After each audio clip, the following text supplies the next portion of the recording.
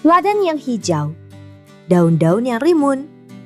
Tapi, diam-diam, sebuah ancaman sedang menyebar dari dalam tanah. Tanaman tiba-tiba layu tanpa peringatan. Inilah kisah tentang layu bakteri, penyakit yang membunuh dalam senyap. Layu bakteri disebabkan oleh bakteri Ralstonia solanacearum, patogen yang menyerang jaringan pembuluh tanaman. Bakteri ini menyumbat aliran air dan nutrisi hingga tanaman layu dan mati dalam waktu singkat. Gejala khasnya, daun menguning, layu, namun tetap menempel di batang.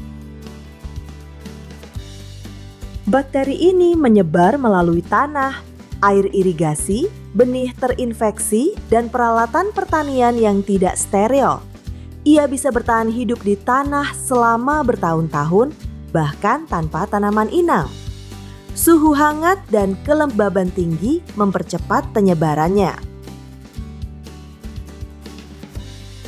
Bagi petani, layu bakteri bukan sekadar penyakit, ini adalah bencana. Dalam satu musim, hasil panen bisa gagal total. Biaya pupuk, tenaga, dan harapan lenyap. Kerugian bisa mencapai jutaan hingga puluhan juta rupiah per hektar. Untuk mengatasi layu bakteri tanpa merusak lingkungan, pendekatan ramah hayati adalah jalan yang berkelanjutan. Langkah-langkah yang bisa dilakukan yaitu 1.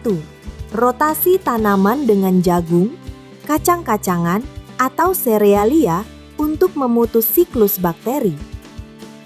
2.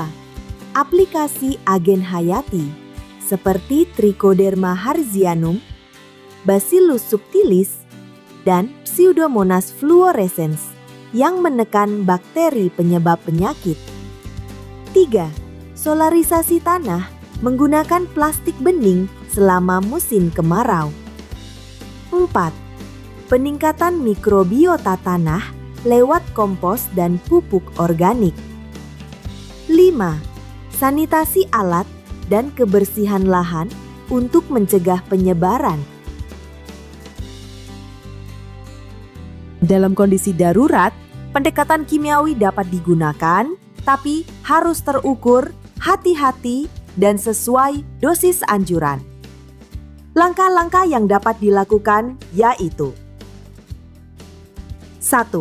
Disinfeksi media semai dengan klorin 0,5 sampai 1% atau formalin 2% hanya untuk ruang semai, bukan lahan luas. 2. Penggunaan bakterisida berbahan aktif. Streptomycin sulfat dengan izin khusus.